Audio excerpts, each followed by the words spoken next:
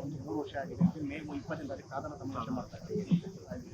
ಈಗ ಒಂದು ನಮ್ಮ ಜಿಲ್ಲೆನಲ್ಲಿ ಇವತ್ತು ಏನೇನು ಅಭಿವೃದ್ಧಿ ಆಗಿದೆ ಅಂತಕ್ಕಂಥದ್ದು ಈಗ 11 ಗಂಟೆಗೆ ಸಭೆನೂ ಕೂಡ DC ಅವರು ಕರೆದಿದ್ದಾರೆ. ಖಂಡಿತ ಅಲ್ಲಿ ಏನೇನು ಚರ್ಚೆ ಆಗ್ತಿದೆ ನೋಡ್ತೀವಿ. ನಮ್ಮಲ್ಲಿ ಯಾವ ಥರ ಇಡೀ ಜಿಲ್ಲೆಗೆ ಎಲ್ಲ ಇಲಾಖೆ ವತಿಯಿಂದ ಹೆಂಗೆ ಮೂಲಭೂತ ಒದಗಿಸ್ಕೊಟ್ಟಿದ್ದಾರೆ ಅಂತಕ್ಕಂಥದ್ದು ಅಲ್ಲಿ ಚರ್ಚೆ ಮಾಡಿ ಅದು ಆದಮೇಲೆ ನಾನು ಮಾತಾಡಿದ್ರೆ ಸರಿ ಅಂತ.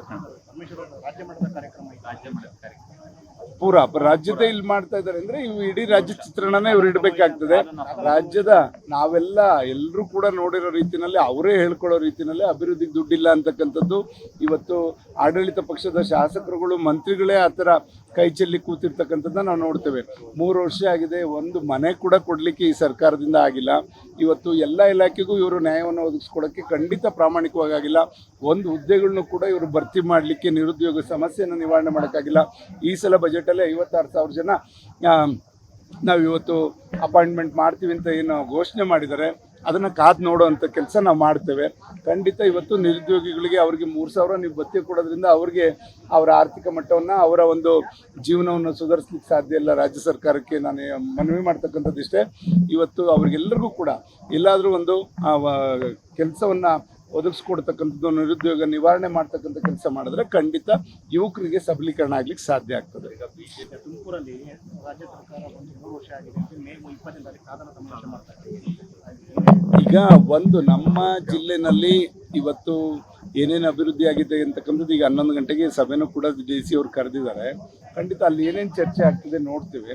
ನಮ್ಮಲ್ಲಿ ಯಾವ ಥರ ಇಡೀ ಜಿಲ್ಲೆಗೆ ಎಲ್ಲ ಇಲಾಖೆ ವತಿಯಿಂದ ಹೆಂಗೆ ಮೂಲಭೂತ ಒದಗಿಸ್ಕೊಟ್ಟಿದ್ದಾರೆ ಅಂತಕ್ಕಂಥದ್ದು ಅಲ್ಲಿ ಚರ್ಚೆ ಮಾಡಿ ಅದು ಆದಮೇಲೆ ನಾನು ಮಾತಾಡಿದ್ರೆ ಸರಿ ಅಂತ. ರಾಜ್ಯ ಮಟ್ಟದ ಕಾರ್ಯಕ್ರಮ ಪೂರಾ ರಾಜ್ಯದ ಇಲ್ಲಿ ಮಾಡ್ತಾ ಇದ್ದಾರೆ ಅಂದ್ರೆ ಇವು ಇಡೀ ರಾಜ್ಯ ಚಿತ್ರಣನೇ ಇವ್ರು ಇಡಬೇಕಾಗ್ತದೆ. ರಾಜ್ಯದ ನಾವೆಲ್ಲ ಎಲ್ಲರೂ ಕೂಡ ನೋಡಿರೋ ರೀತಿಯಲ್ಲಿ ಅವರೇ ಹೇಳ್ಕೊಳ್ಳೋ ರೀತಿಯಲ್ಲಿ ಅಭಿವೃದ್ಧಿಗೆ ದುಡ್ಡಿಲ್ಲ ಅಂತಕ್ಕಂಥದ್ದು ಇವತ್ತು ಆಡಳಿತ ಪಕ್ಷದ ಶಾಸಕರುಗಳು ಮಂತ್ರಿಗಳೇ ಆ ಥರ ಕೈ ಚೆಲ್ಲಿ ಕೂತಿರ್ತಕ್ಕಂಥದ್ದನ್ನ ನಾವು ನೋಡ್ತೇವೆ. 3 ವರ್ಷ ಆಗಿದೆ, ಒಂದು ಮನೆ ಕೂಡ ಕೊಡಲಿಕ್ಕೆ ಈ ಸರ್ಕಾರದಿಂದ ಆಗಿಲ್ಲ.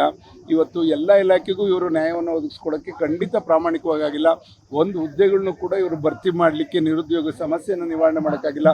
ಈ ಸಲ ಬಜೆಟಲ್ಲಿ 56,000 ಜನ ನಾವು ಇವತ್ತು ಅಪಾಯಿಂಟ್ಮೆಂಟ್ ಮಾಡ್ತೀವಿ ಅಂತ ಏನು ಘೋಷಣೆ ಮಾಡಿದ್ದಾರೆ ಅದನ್ನು ಕಾದು ನೋಡೋವಂಥ ಕೆಲಸ ನಾವು ಮಾಡ್ತೇವೆ.